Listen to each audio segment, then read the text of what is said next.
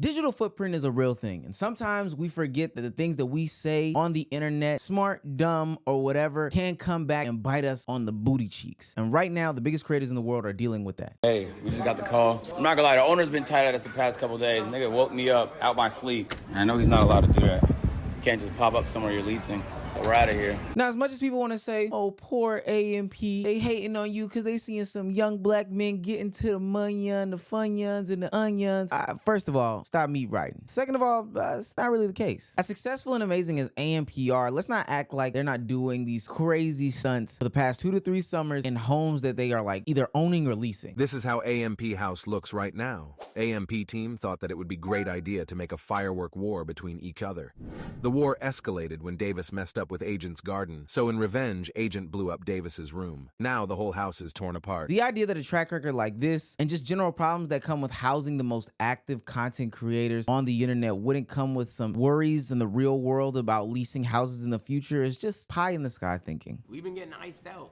Like, I feel like all the landlords in New York City probably got together in a big meeting of some sort, a cahoots, some would say, and they've made it very difficult for us to find a spot. Realistically, it's not that hard to research us blowing up our house, and that's just the way shit quick crumble, my nigga. And yeah, you can actually do those things all on your own when you own your home. You can make whatever noises you want. But when you're leasing somebody else's home, it becomes just a little bit harder to do whatever you want. Yeah, you can be as successful and as prominent and as big as you want to be, but you still got to do normal day-to-day things like pay rent, take out a loan, go to school, eventually socialize. And your online presence can have an influence on all of those things. Now, since that situation, AMP has solved everything and they've decided to get their own house. So they're not worried about those shenanigans anymore. And whether they are renting it or owning it, they've overcome whatever obstacles they've had in their face. Oh, to the AMP Townhouse! Oh my God, I'm so excited. First of all, we've been homeless for a while. Now, many people don't realize this, but the line between online and IRL is not as thick as people believe it is. You remember back in the day when your parents were telling you about those drunk posts or taking these pictures and posting them on the internet and how they can potentially bite you in the butt? Yeah, those rules still apply, gang. Last year, this teacher went kind of viral for refusing to delete her OF page in order to keep her job. Now, whether you feel as if it's right or wrong, which she does in her own personal life, who's to tell her that she can go home and pull the jackrabbit out and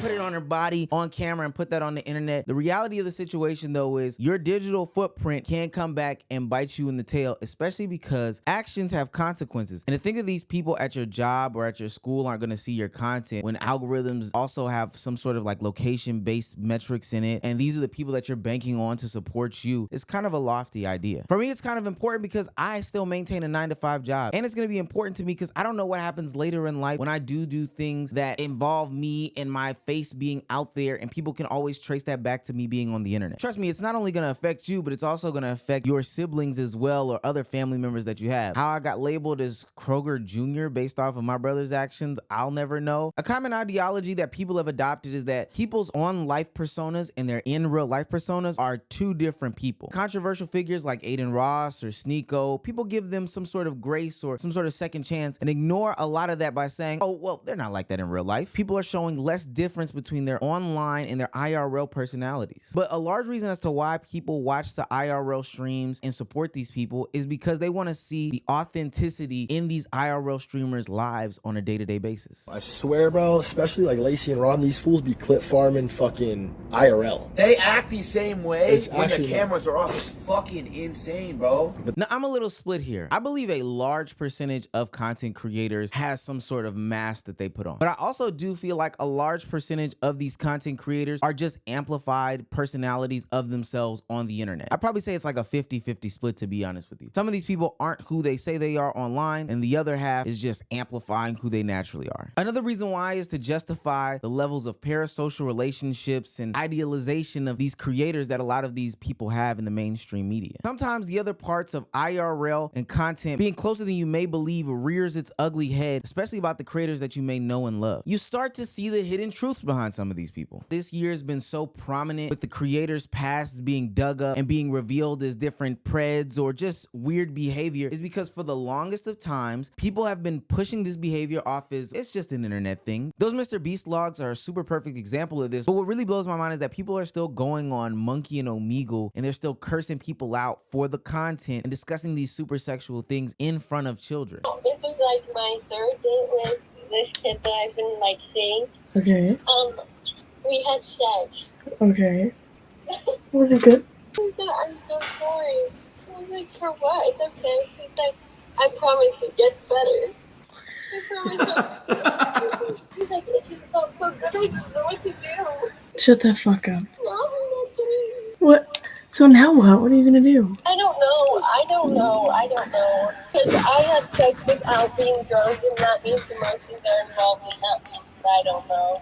And it's definitely This is crazy. Wait, what the fuck? Like grown and like has a grown-up job and does grown-up things and does photography and travels and like I think they're trying to find a reason for it to be wrong. And the content doesn't necessarily have to be as pred-like as talking to kids or whatever the case may be. Even just toxic behaviors that we would normally address in real life, these things get rewarded when you're on the internet, especially when you're just making good YouTube videos or you're just a good streamer. Why do you want to be the best YouTuber? I don't fucking know, You don't man. know. I just, ever since I was 13, I just made the decision I was going to be a YouTuber. I was going to die trying. Sounds different hearing me say it now, but I had that type of like devotion when I was younger. Like even when people would tell me it was crazy, no odds in my favor with no equipment, no. Now, although this is seen as commendable when successful, this same one-track mind will often lead to people who would normally praise you online telling other people who try to do the same thing they need to go outside and get some hoes. But when you use it to make colorful YouTube videos with high-paced editing and you come out there saying, I'm Mr. Beast, then a lot of people will just chalk it up to you being the best entertainer on the internet. And it's also this weird double standard because in real life, when we see people who are dedicated and obsessed like this, like the Mark Zuckerbergs of the world or the Elon Musks of the world, we are constantly bashing them, targeting them, saying that they're some of the worst people in the world. But if it's a content creator, if it's a YouTuber, we'll just say that their success, they're too hype, they're the sturdiest, the phantom taxiest person in the world who's entertaining. It doesn't make sense. People can make assumptions that Elon Musk, Mark Zuckerberg, and LeBron James are bad people because they're hyper successful. They're doing all this, that, and the third that's demeaning and demoralizing to people. But when Mr. Beast gets these allegations, people can't connect the dots that these people are one and the same. What would we say to the whole crash out culture if we seen it IRL? Why would we be praising it online, giving it all these views and clicks and saying it's hilarious? But if we seen people do some of the things that these people do when they crash out on the internet in real life, we would be calling them crazy, even calling the police on them. Go time out, please. No. Just one. Just one. Just one. It's over. It's over. I'm done with this shit on God. It's over. I'm done with this shit on God. It's over.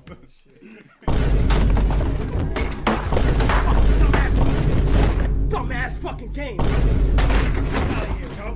Done with all this shit, bro. And speaking of calling the police, there's this phenomenon where viewers will watch streamers call the SWAT teams to have them raid upon their houses where they could potentially die from things like this. I could never in my right mind guess who these people would be that can get a laugh off of somebody getting swatted, especially during those times where like Aiden was getting swatted 4, 5, and 6 times in 1 week. Yeah. Have you been swatted the most out of like all these streamers? I think as of right now, I've gotten swatted the most. I found a way, you know, to make sure that when it does happen or if it's happening, we have it right away. We're already like, on it. So it's, and then the biggest part is not reacting to it, not giving it any type of reaction, videos, any type. Because then the person's going to keep doing it. Exactly. That's Was what it they the want. same person every time? Like, I get it. You told the joke already. It's over with. Let it die. I just don't understand how somebody could even find this funny in the first place, though. There's even been these times where those people who have swatted people have gotten caught. So I don't know why they don't think that there's any consequences to their actions. I think people don't understand what digital footprint is. There's so many things that are done on the internet on a day-to-day basis that people just toss out whatever and hope for the best. Maybe some clicks, maybe some views, or I've heard the age-old, I didn't even expect this to blow up type thing. But you've got to realize that anything is liable to get blown up off the internet. There was this TikTok that I had watched recently of this woman crashing out because this man had bought her some plane tickets for a trip to Disney World, and then the baby mama showed up at the airport at the exact same time, and it was a whole entire mess. The fact that you're gonna leave me at the airport with my baby, that's weird. I could have been in my room if he hadn't canceled, right? Y'all wouldn't even seen me. I would have been in my fucking room. But you canceled my fucking room? You petty as hell, gang. I would have been in my room. They wouldn't even known I was here. You booked her a room in the same hotel as that your kids and everybody staying in. Yes, dude. You did that? You so smart. What the fuck you thought I was gonna go? That's crazy as hell. This nigga just canceled my fucking reservation, got me and my baby out here in a motherfucking Orlando, and you sitting up here acting like I'm some type of sad bitch. You really gonna wail on me like that? I'm finna go down on your ass, nigga. I ain't never been no sad bitch, nigga. Never been. Never been. I don't give no fuck about your kids. No disrespect. I don't give no fuck, cause this is wild as fuck. I got my motherfucking baby in this bitch. And all these these internet actions that people are doing, don't think that it'll affect the lives of people who come after them, people who are adjacent to them, etc., etc. But none of it looks good, and people should be more cognizant as to what they put on the internet. I don't know. This is why I just get on Baddie Hub, drop my videos on here, and then get up off the internet.